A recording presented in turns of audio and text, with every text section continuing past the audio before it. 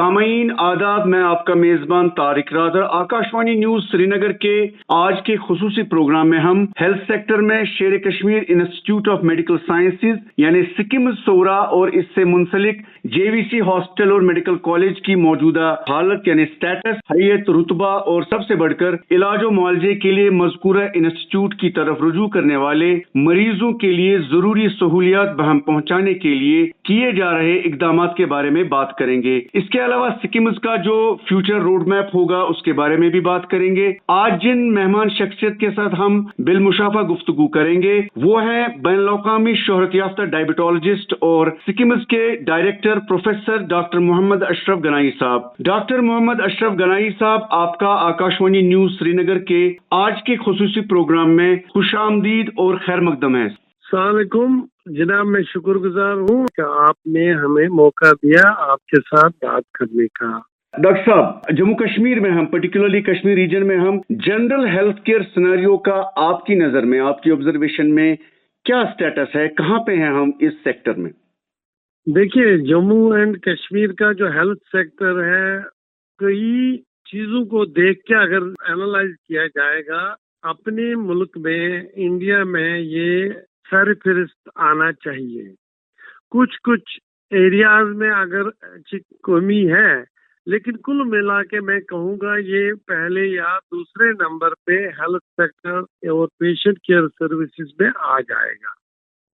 वो क्यों? अगर हम जो भी इंडिसीज होती है जैसे maternal mortality rate, infant mortality rate और दीगर doctor patient ratio, patient nurse ratio, density of colleges, density of hospitals, अगर वो कुल मिला के हम देखेंगे, इसमें जम्मू कश्मीर पहले कुछ नंबर्स पे आ सकता है और अगर हम कुल मिला के गिने ये नंबर 1 पे है।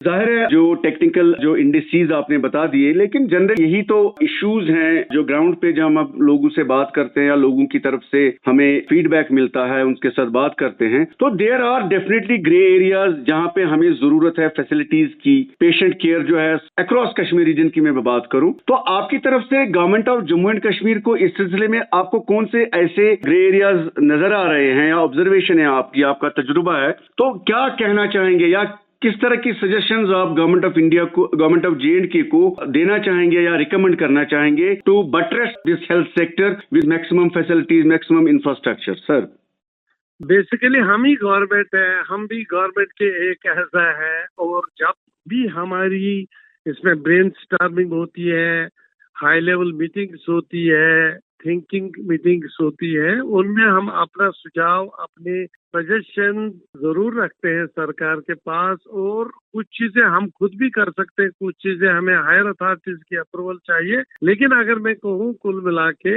हमारा हेल्थ सेक्टर इसलिए बेहतर है कि कई सालों से जब हमारे जो अभी हमारे चीफ सेक्रेटरी साहब अटल डोलू साहब हेल्थ सेक्टर में थे, उन्होंने काफी कुछ रिफॉर्म्स किए हैं। उन रिफॉर्म्स की वजह से आज भी जो मोमेंटम हेल्थ सेक्टर को आया है, अगर ये इसी रफ्तार से चला गया आगे तो हम खाली मुल्क में नहीं बल्कि मुल्क से बाहर भी कई देशों से आगे जा सकते हैं। मैं आपको मिसाल देता हूँ, अगर हम देखेंगे यहाँ एक मेडिकल कॉलेज जम्मू में होता था, एक मेडिकल कॉलेज श्रीनगर। अगर आप देखोगे आज हमारा जो टर्शियरी केयर निज़ाम है, हेल्थ निज़ाम होता है primary, secondary and tertiary care, उसकी वजाहत मैं आगे करूंगा। मगर अगर मैं पहले ये बता दूंगा आपको कि टर्शियरी केयर के हवाले से हमारे पास जम्मू और श्रीनगर मेडिकल कॉलेज के अलावा से आप और 7 मेडिकल कॉलेजेस गवर्नमेंट में और 2 मेडिकल कॉलेज प्राइवेट ऑलरेडी बन चुके हैं और AIIMS Jammu and AIIMS Kashmir भी शुरू हो रहा है। सोरा मेडिकल इंस्टीट्यूट तो पहले ही था ही बेकन ऑफ लाइट इस एरिया में। तो इसके अलावा अगर आप देखोगे, अब कोई गवर्नमेंट ऑफ जे&के ने नया सेक्टर भी खोला है जहाँ पे कुछ प्राइवेट मेडिकल कॉलेजेस भी अभी आने वाले हैं।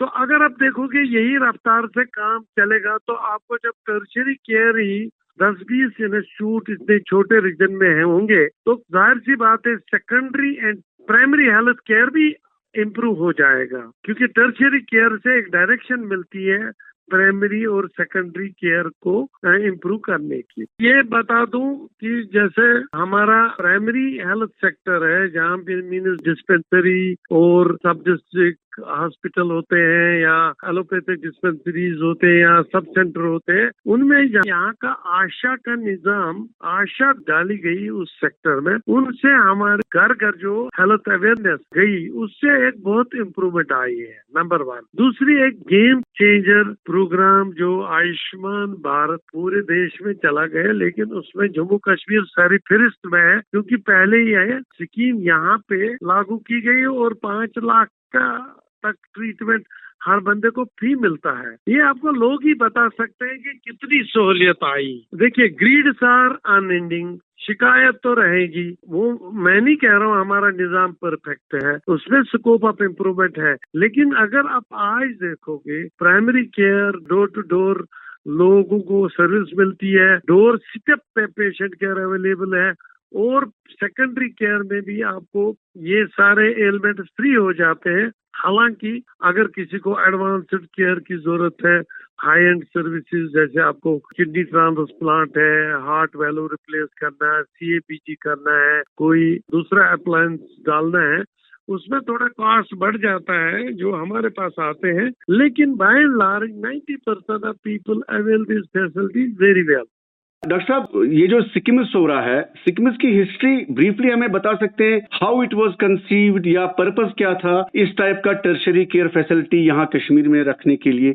इसको मद्देनजर रख के कि ज्योग्राफी जो इस खिते की, जम्मू कश्मीर और लद्दाख की जो ज्योग्राफी थी, वेदर की कंडीशन थी, और दूसरा लोगों को इक्तिसादी हालत भी बहुत अच्छी नहीं थी। उन दिनों 1970s में जो कश्मीरी लोगों को चंडीगढ़ या एम्स न्यू दिल्ली जाना पड़ता था, उन दिनों चंडीगढ़ या दिल्ली में प्राइवेट सेक्टर भी नहीं था, तो उनको महीनों भर वहाँ लाइन में रहना पड़ता था, छोटे या बड़े बीमारियों के इलाज के लिए। तो ये जो शेर कश्मीर शेख मोहम्मद अब्दुल्ला साहब ने इस चीज को बहुत अच्छी तरह समझ पाए, और उन्होंने उस वक्त एक एम्स के HOD मेडिसिन थे, उनका नाम था जसबीर सिंह बजाज। जसबीर सिंह बजाज जी उनको अपना ट्रीटमेंट भी करते थे, वो डायबिटीज के माहिर थे, और जसबीर सिंह बजाज और कुछ और भी एक्सपर्ट्स का मशवरा लेते हुए शेर कश्मीर शेख मोहम्मद अब्दुल्ला ने ये ट्रस्ट कंसीव किया कि हम यहाँ एक छोटा अस्पताल बनाएंगे जिसमें खाली हाई एंड सर्विसेज होंगी, ताकि हमें वादी, जम्मू और लद्दाख के रीजन के किसी भी मरीज को इन बड़े अस्पतालों AIIMS new Delhi, PGI Chandigarh का रुख ना करना पड़े, ताकि इनको ये मुश्किलात जो पेश आती हैं उनसे बचाया जाएगा। तो उसी हालत में उन्होंने चंदा करके जमीन लाई, ट्रस्ट बनाया, गवर्नमेंट ऑफ इंडिया से भी ग्रांट ले लिया और ये इंस्टीट्यूट बना दिया। कुछ हद तक ये इंस्टीट्यूट बहुत ही सक्सेसफुल हुआ। पिछले 40 साल में उसने बहुत काम किया, अनथक सर्विसेज दी, टर्माइल के ड्यूरिंग भी इन्होंने बहुत ही highly skilled manpower produce किया, और रिसर्च के एरिया में भी, मेडिकल रिसर्च के एरिया में भी काफी contribution national and global level पे दी। सर, कहाँ पे देखते हैं आप सिक्किम्स का? या JVC हॉस्पिटल आपके साथ है, मेडिकल कॉलेज बेमिना भी है, तो एज ऑन डेट आप किस तरह से मुख्तसरन हमें बताएंगे कि किस लेवल पे है आज सिक्किम्स, या JVC हॉस्पिटल या मेडिकल कॉलेज बेमिना? अगर आप देखेंगे एम्स न्यू दिल्ली और PGI चंडीगढ़ जैसे टर्शियरी केयर इंस्टीट्यूशन है, जिसमें हाईली कॉम्प्लिकेटेड केसेस को डील किया जाता है और highly skilled manpower produce किया जाता है, रिसर्च किया जाता है, इसी तरह सिक्किम्स ने अपना रोल निभाया। भले अगर सिक्किम्स का magnitude size smaller than AIIMS new Delhi है, लेकिन इसकी सर्विसेज बहुत हद तक, बहुत मुश्किलात के बावजूद भी उन्होंने एट पार कंपटीशन में चले हैं एम्स न्यू दिल्ली और PGI चंडीगढ़ को अभी तक। तो मैंने ज्वाइन किया, क्योंकि मैंने एम्स न्यू दिल्ली में भी बहुत देर काम किया है, मैं वहाँ फैकल्टी रहा हूँ, PGI चंडीगढ़ में भी मैंने कुछ काम किया है। अगर मैं कंपेयर करूँगा तो मुझे लगता है कई चीजों में सिक्किम्स को बरतरी हासिल है और कई चीजों में एम्स न्यू दिल्ली को बरतरी है, कई चीजों में पीजीआई चंडीगढ़, और इसको सिक्किम को एक अपना खास मुकाम है।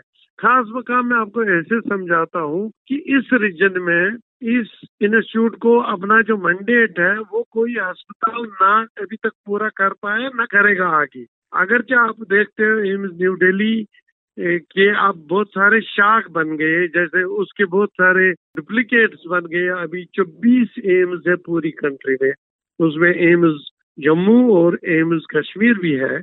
लेकिन अगर आप देखोगे एम्स न्यू दिल्ली का मकाम कोई इंस्टीट्यूट ले नहीं सकता, क्योंकि वो बहुत आगे चल चुका है एकेडमिक्स में, रिसर्च में और पेशेंट केयर में। इसी तरह सिक्किम का जो मुकाम है, इसने अपनी वो लर्निंग कर्व में इतना आगे चल चुका है कि अगर कल एम्स जम्मू भी फंक्शनल हो जाता, एम्स अवंतीपोरा भी बहुत ही फंक्शनल होता, मगर उनको फिर भी 20-30 साल 40 साल इस मुकाम पे पहुंचने को लग जाए। जो सिक्किम का है रोल वो यूनिक है, इसको अभी तक कोई रिप्लेस नहीं कर सकता।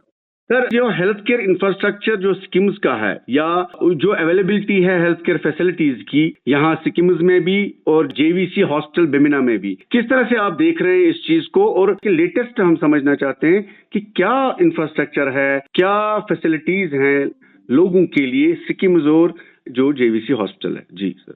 बिल्कुल जनाब, देखिए सर साहब, मेरा कहना ये होगा कि अगर आप देखेंगे SKIMS Srinagar as well as JVC, ये JVC is undergraduate college है हमारे इंस्टीट्यूट का। जेवीसी चूंकि ये स्ट्रेटेजिकली लोकेटेड है, हाईवे पे है, वहाँ पे हमारे ट्रामा केसेस बहुत आते हैं और जो ट्रिवियल एलिमेंट्स के लिए हमारी वहाँ की इमरजेंसी भी भरी पड़ी रहती है। 24 घंटे में 700 से 800 लोग वहाँ आते हैं और जो वहाँ का इंफ्रास्ट्रक्चर बनाया गया था उन दिनों वो बहुत ही कम है उसके लिए।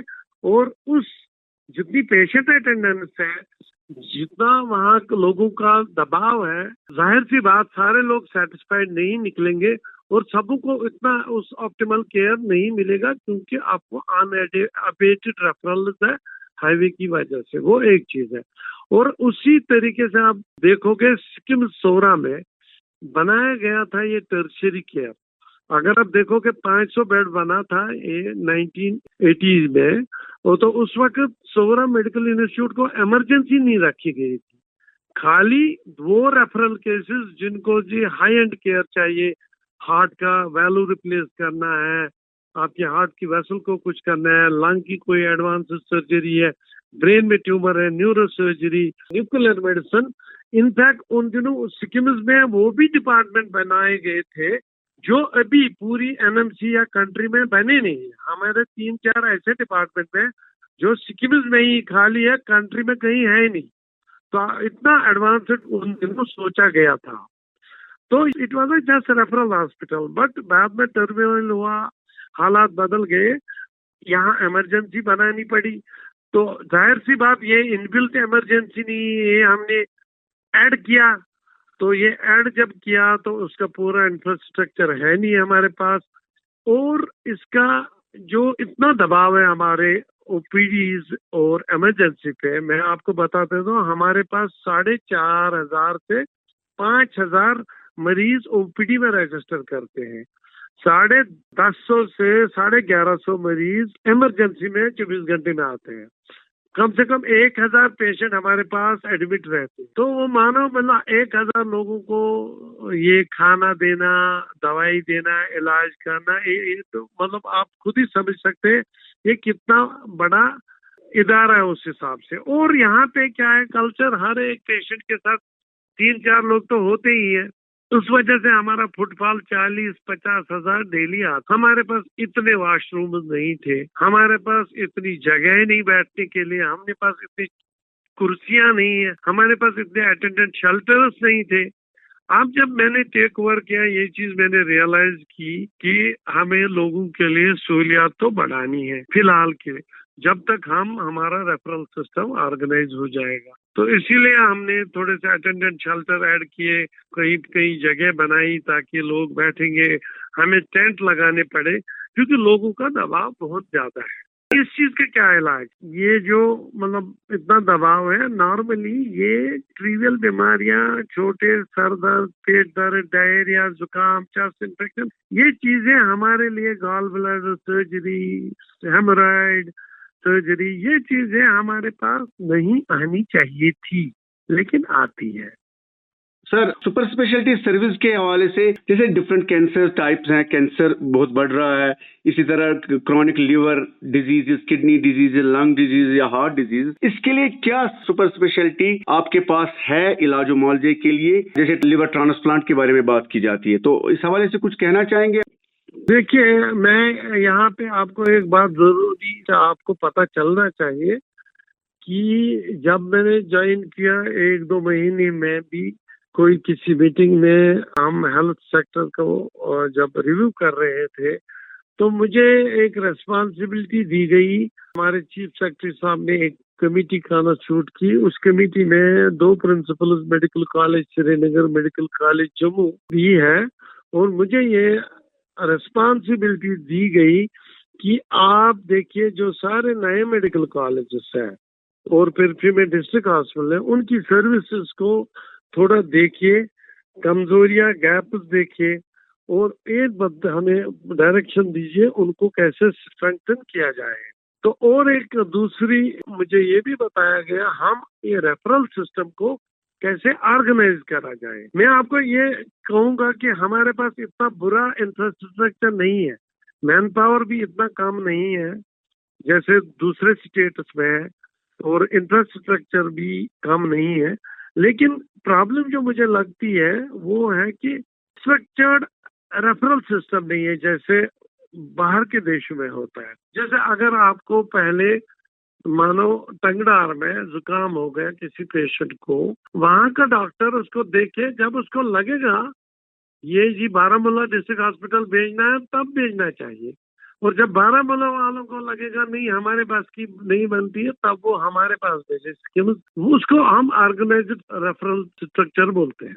हमारे पास ये चीज नहीं है। वो वहीं पे ब्रेन ट्यूमर आता है, वहीं पे हार्ट अटैक आता है, वहीं पे वो बहुत ही कॉम्प्लिकेटेड केस आता है, वहीं पे एक सिंपल सी चेस्ट इन्फेक्शन, कोई भी सिंपल प्रॉब्लम आती है। तो उससे हम फर्क नहीं कर पाते जब तक हमारे ट्रायज में नहीं पहुंचता। तो इसको डुल्लू साहब ने मुझे, क्योंकि उन्होंने हेल्थ सेक्टर को बहुत ही अच्छी तरह समझा है यहाँ पे, ये उन्होंने इसीलिए मुझे ये रेस्पॉन्सिबिलिटी दी है। हमने इस डायरेक्शन में अब क्या किया शुरू, हम पूरे मेडिकल कॉलेजेस में जम्मू कश्मीर के रीजन में हमारी एक्सपर्ट टीम जा रही है, वो विजिट कर रही है, वो उनको कह रही कि ये कैसे रेफर करेंगे इन चीज के लिए। Suppose critical care, heart service, neuro service, cancer care, आप वही शुरू करो, और आपको जरूरत पड़ेगी तो स्किल्स के एक्सपर्ट्स आपके बैकअप में हैं, हमें फोन करो, हमारे साथ टेलीमेडिसिन से लिंकअप करो,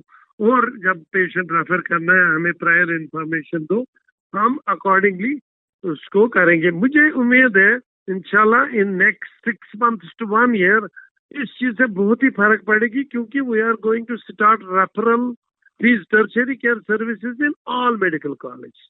एक हमने बनाया आंकोनेट, उसमें क्या है, एक डे केयर सर्विस हर मेडिकल कॉलेज में रहेगी, 8-10 बेड। अगर कैंसर कीमोथेरेपी देनी है, कुछ करना है, उसको टंगडार, बारामूला, जम्मू, वहां से पूंछ, राजौरी, डोडा से यहाँ आने की जरूरत नहीं है, वहीं वो डॉक्टर साहब उसको देगा। अगर डॉक्टर साहब को कोई कैपेसिटी बिल्डिंग की जरूरत है, ट्रेनिंग की जरूरत है, या ऑनलाइन असिस्टेंस की जरूरत है, हमारी टीम उसके लिए रेडी रहेगी। सर, जो गवर्नमेंट से सेंट्रल और यूटी लेवल पे आपकी नजर में या आपके मतलब नॉलेज में डेफिनेटली होगा, किन किन चीजों को प्रायोरिटाइज किया जा रहा है स्कीम्स पे भी, और आपके साथ जो मुंसलिक हॉस्पिटल है, किस तरह से आप देख रहे हैं इसको कि गवर्नमेंट जो है दोनों लेवल पे क्या क्या पाइपलाइन में लग रहा है कि कौन सी अर्जेंट नीड्स और रिक्वायरमेंट्स आपको लग रही है कि आनी चाहिए और वो आपको जरूरत है स्कीम्स में? देखिए, 3-4 चीजें यानी बहुत ही अच्छे इनिशिएटिव गवर्नमेंट ने लिए हैं। नंबर 1 ये है कि एक तो पहले यही है कि सिक्किम की टीम से पहले फेज में हमने बोला 6 सर्विसेज को हम एस्टेब्लिश करें हर मेडिकल कॉलेज में, ताकि रेफरल कम होगा और पेशेंट्स को इनकन्वीनियंस ना हो, वहीं पे ट्रीटमेंट हो जाएगी। That is 1। Second, government of India as well as government of J&K इस प्राइमरी स्ट्रक्चर को स्ट्रेंथ करना चाहते हैं। उसमें देखिए, अब बहुत सारे इंफ्रास्ट्रक्चर, मैन पावर, रिक्रूटमेंट की प्रोसेस ऑन है। दूसरा, secondary and tertiary care services के लिए अगर आप देखोगे, एक क्रिटिकल केयर ब्लॉक्स आउटसोर्स किए हैं गवर्नमेंट ने, और एक क्रिटिकल केयर बेड्स 50 या 100 बेड हर मेडिकल कॉलेज में बनना चाहिए। दैट मीन्स सपोज हमें क्रिटिकल केयर पेशेंट को क्रिटिकल सिकनेस है, उसको स्ट्रोक हो गया, उसको हार्ट अटैक हो गया, उसको लंग में कुछ हो गया, कोमा में गया, ट्रामा हो गया, एक्सीडेंट हो गया, उसको वहाँ क्रिटिकल केयर आईसीयू में भर्ती किया जाएगा वहीं पे। अगर आपको ये 500 बेड या 1000 बेड ऐड होते हैं तो इससे एक ही सिग्निफिकेंट चेंज आएगी पेशेंट केयर में। वहाँ वेंटिलेटर अवेलेबल होगा, उनको दर बदर नहीं होना सिक्किम पहुंचना, वहीं पे ये हो जाएगी। It will be A game changer, और ये गवर्नमेंट ने ऑलरेडी शुरू किया है। अभी कई कई जगह पे स्ट्रक्चर भी बने हुए हैं, और हमारे जैसे JVC किम्स मेडिकल कॉलेज में 50 बेड क्रिटिकल केयर आईसीयू की हमने काम शुरू किया। दूसरी चीज है, गवर्नमेंट ने एक इम्पोर्टेंट इनिशिएटिव लिया, अभी आपने सुना भी होगा, पेपर में आया, हमने सीट्स को यहाँ बढ़ा दिया, MBBS सीट्स। सो कम से कम 300-400 सीट इस वक्त बढ़ गए, और हमने सिक्किम में और दूसरे कॉलेजेस में एक इनिशिएटिव लिया जहां हम post graduate and post doctoral seats को भी इंक्रीज कर रहे हैं। उससे क्या होगा कि हमारा नंबर ऑफ जो पेशेंट डॉक्टर या पॉपुलेशन डॉक्टर रेशो वो इम्प्रूव हो जाएगा। डेफिनेटली जाहिर सी बात है, अगर डॉक्टर्स का नंबर बढ़ेगा, पैरामेडिक्स का नंबर बढ़ेगा, केयर अच्छा हो जाएगा। Number 3 is there are other initiatives, जैसे एक tele ICU and tele radiology का भी गवर्नमेंट ने इनिशिएट किया है। हाल ही एक मीटिंग में चीफ सेक्रेटरी साहब ने डायरेक्शन दी कि एक tele ICU and tele radiology की सपोर्ट से कि एक सेंट्रलाइज कहीं पे जो एक्सपर्ट टीम है, जैसे सिक्किम में है या किसी और जगह है, वो उन कॉलेजेस को वही एक्सरे, वही CT स्कैन, MRI या आईसीयू की इंस्ट्रक्शन मिलेंगे, ताकि आपका केयर डायरेक्टली वहाँ पे इम्प्रूव हो जाएगा। डॉक्टर साहब, एज डायरेक्टर आप कितना सेटिस्फाइड हैं जो काम हो रहा है, परफॉर्मेंस है या सर्विसेज हैं जो वर्कफोर्स है, जैसे डॉक्टर्स की बात की, पैरामेडिक्स की, या लेबोरेटरी टेक्नोलॉजिस्ट हैं, टेक्नीशियंस हैं, रिसर्चर्स हैं, जो सिक्किम में बहुत ही बड़ा एक सिस्टम लगा हुआ है, या JVC में भी जाहिर है हमारा जो वर्कफोर्स है बहुत ही इनवैल्यूएबल एसेट्स हैं हमारे सारे, ये डॉक्टर, पैरामेडिक्स वगैरह जो भी हैं, तो कितना सेटिस्फाई आपको लग रहा है, कितना स्कोप है अभी इम्प्रूवमेंट या आगे जाने के लिए? देखिए, सिक्किम श्रीनगर, जैसे मैंने बोला कि इसने एक रेजिलियंस दिखाई है, despite of so many difficulties from time to time, Sikkim has stood tall. That is number 1। वो क्यों है कि सिक्किम में प्राइवेट प्रैक्टिस नहीं है, हमारे जो डॉक्टर है वो हाईली स्किल्ड है, ट्रेंड है from very good institutes of the country. हमारे जो अभी डॉक्टर है, न्यू दिल्ली के प्रोडक्ट्स है, PGI चंडीगढ़ की प्रोडक्ट है, कुछ फॉरेन ट्रेंड है, कुछ साउथ इंडिया के जो टॉप इंस्टीट्यूशंस वहां से आए हुए हैं। तो उस वजह से यहाँ का वर्क कल्चर और जो पेशेंट केयर और टीचिंग ट्रेनिंग का माहौल बना रहा है, इसको कोई खास जख्म नहीं पहुंचा है। अब अलबत्ता ये चीज जरूर है कि एक तरफ से हमें पेशेंट लोड बहुत बड़ा, जो मैंने पहले ही बोला, बिकॉज स्ट्रक्चर्ड रेफरल नहीं है, और दूसरी तरफ से हमारी लगातार रिटायरमेंट हो रही है, रिटायर हो रहे सीनियर डॉक्टर, सीनियर स्टाफ। तो इस डायरेक्शन में मैंने गवर्नमेंट से पहले ये मसला उठा रखा है, और आपने शायद सुना भी होगा, हमने already 140 faculty means assistant professor to professor already 140 position उसको रिवाइव करके अभी एडवर्टीजमेंट प्रोसेस में है। वो तो मैं समझता हूँ जब मुझे 140 फैकल्टी आएंगे तो बहुत ही सिग्निफिकेंट इम्प्रूवमेंट हो जाएगी। दूसरी चीज है, मेरे एम्प्लॉय पैरामेडिक्स की भी कमी है, वो तो सबको पता है। अगर मेरे पास 4000 एम्प्लॉय स्कीम्स में होनी चाहिए, जीवीसी में 1500 होनी चाहिए, मेरे पास अभी 50% ही संगत है। लेकिन उसके भी हमने जो फाइल चला रखी है, एडवर्टीजमेंट प्रोसेस में है, तो अगले 5-6 महीने में मुझे उम्मीद है सिक्किम मेडिकल कॉलेज और सिक्किम में ये मैन पावर हम रिक्रूट कर पाएंगे और उससे काफी पेशेंट केयर में इम्प्रूवमेंट आ जाए। तीसरी चीज है, यहाँ जो सिक्किम में थोड़ा सा प्रॉब्लम ये हुआ था, हमारे पास पिछले 2-3 साल मेरे से पहले ग्रांट पूरा यूटिलाइज नहीं हुआ था। तो कुछ असेंबली में भी क्वेश्चन आया था, 90 करोड़ 3 साल में कैपेक्स बजट में लैप्स हुआ था, उस वजह से हमारा इंफ्रास्ट्रक्चर कम। लेकिन पिछले साल मैं इसलिए सेटिस्फाइड हूँ कि 98.7% हमने पिछले साल बजट खत्म किया और इस साल का ऑलमोस्ट हम खत्म करने वाले हैं अभी।